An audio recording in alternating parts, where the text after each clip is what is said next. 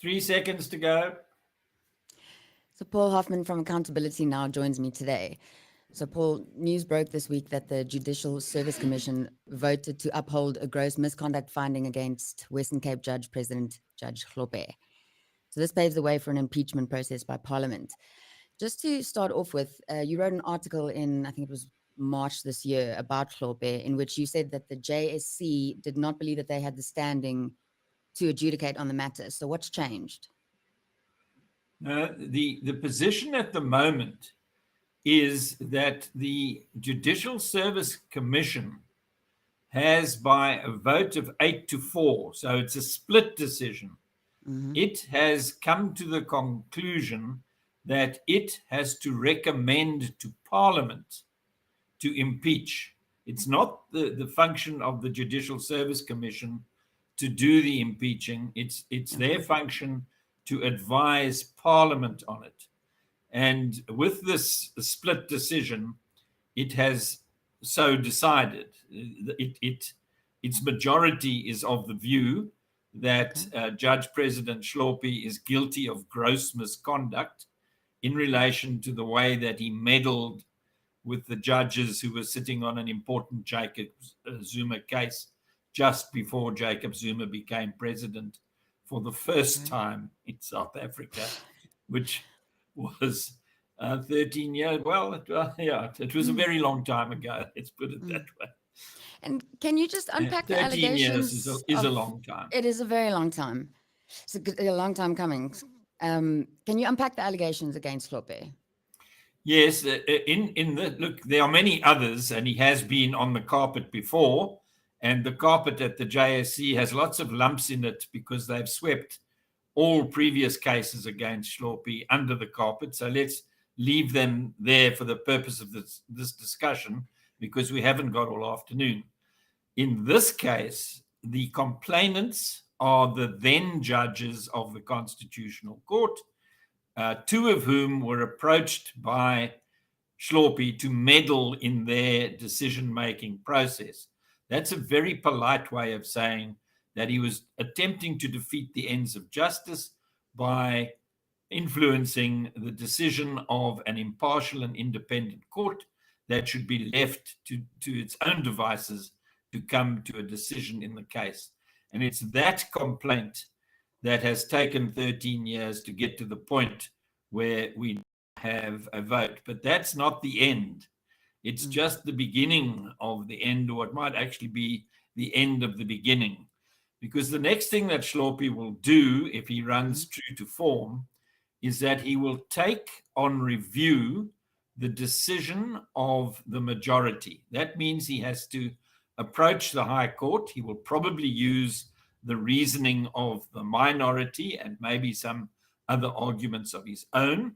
We haven't seen either yet, because all we know is that the decision has been reached. We haven't seen the reasoning in the decision. So it's likely that he will wish to exercise his right to review, and that he does in the High Court. And if he is unsuccessful in the High Court, it is likely that he will appeal to the Supreme Court of Appeal.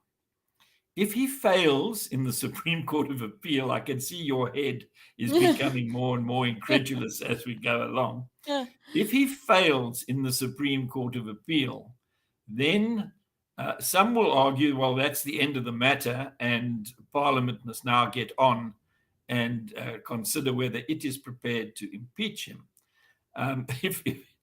If the Constitutional Court takes the attitude that it's not in the interest of justice for him to have another appeal to the very institution that has complained against him, because even though the judges are not the same judges anymore, it is that institution, that the judges of that, the justices of that institution that have laid the complaint, then his litigation route ends with a refusal of his application to go there. Of course, if they do let him in the door, he gets a further delay and a further opportunity to filibuster and practice the Stalingrad strategy, that Jacob Zuma's made famous.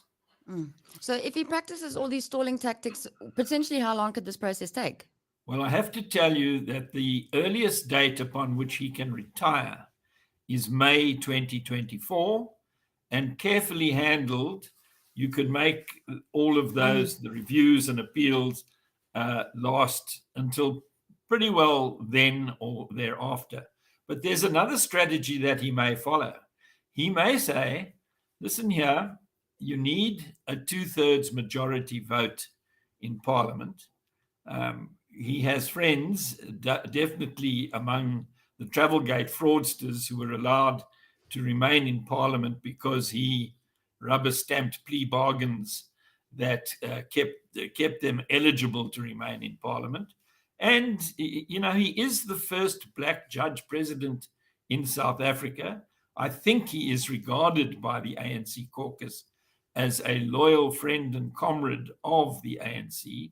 So where there is a split decision of the kind that is apparently the situation in the Judicial Service Commission, then with a fairly clear conscience, the friends of Hlophe in the ANC caucus, who are numerous enough to prevent the special majority that is required from being won in Parliament, will say, no, you can't possibly impeach the first black judge president in South African history, and he will sail on all the way to his retirement, however soon or late he chooses to do so. The earliest he can retire is in 2024. If he chooses to, he can stay on until he's 70 and continue to dispense the form of justice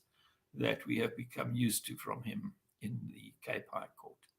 And what happens if he manages to stall till 2024 and he retires? Are there any implications? Does he have any sort of benefits or? Yeah, if he is impeached at any stage, he loses his pension rights. But if he's not, and even if he's impeached after he retires, he will lose his pension rights. But if he's not impeached, he won't lose his pension rights. So really, what this thing is about, if it is handled in his traditional way of using every legal process and device available to him, is that there will be an argument about whether or not he should have a pension. There is another possibility, and that it came quite close to it at one stage long ago, and that is that a negotiated settlement can be arranged, which will have him out of office, but not out of his entire pension, and that is a possibility. And I assume that's a Sizely pension. very hard to read it all. I've given you 3 avenues that he can go down. The first is to go straight to Parliament and say, why me? I'm an innocent man, and rely on his friends in Parliament to thwart an impeachment. Or if he's not confident about that, then he will go the review appeal process, and that too will take up a lot of time. The wild card in the mix is that the president has the discretion to suspend him, and that may or may not happen, depending on the president's own advice as to whether it's appropriate to suspend him. He went on voluntary garden leave years ago because of the heat that was on him. But when he got tired of gardening, he just came back to work, and nobody could do anything about it. So, and when did Hlophe first come onto your radar? I'm afraid it's not a very good reflection.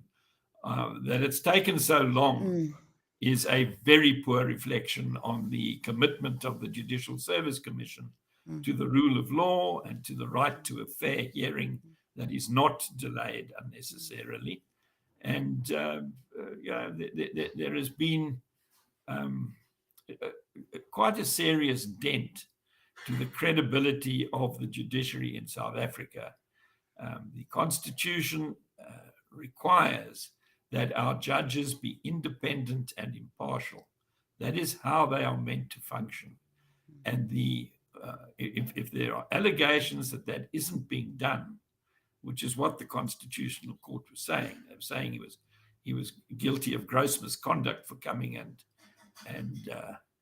conkling with his colleagues, then that needs to be dealt with on the basis that justice delayed is justice denied, needs to be dealt with in short order and efficiently, so that the judiciary is purged of the allegations of misconduct.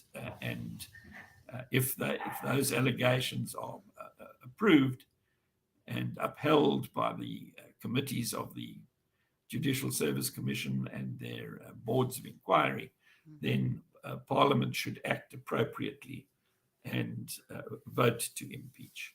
But all these hurdles are there to help to ensure the independence and impartiality of the judges. It isn't an easy matter to get rid of a judge who behaves badly, and it shouldn't be an easy matter. But that doesn't mean that it is something that should be allowed to be spun out for 13 years. And just to close off with, on the note that this, justice delayed is justice denied, do you think that this new development could be a turning point for South Africa and our justice system? Sorry, I didn't quite hear your question. So this new development, could it be a turning point for South Africa and our justice system? Oh, well, no, I don't think so. I think the turning point should have come many years ago. If he is impeached, which I doubt will happen, but if he is impeached, that will be an indication that the ANC's commitment to the rule of law is genuine and not lip service to the rule of law. If the ANC votes in his favor, it will be a turning point towards the cliff that is marked failed state. But if they vote him out of office, it will be a turning point that indicates that we are back on the paths of rule of law, constitutionalism, separation of powers, and a respect for an independent and impartial judiciary, not a judiciary populated by deployed cadres of the Cadre Deployment Committee that sits in a smoke-filled room, the back of Luthuli House, and does not keep minutes of its deliberations, if we are to believe what our president told us at the Zondo Commission a week or two ago. Great. Thank you so much. Really appreciate your time, Paul.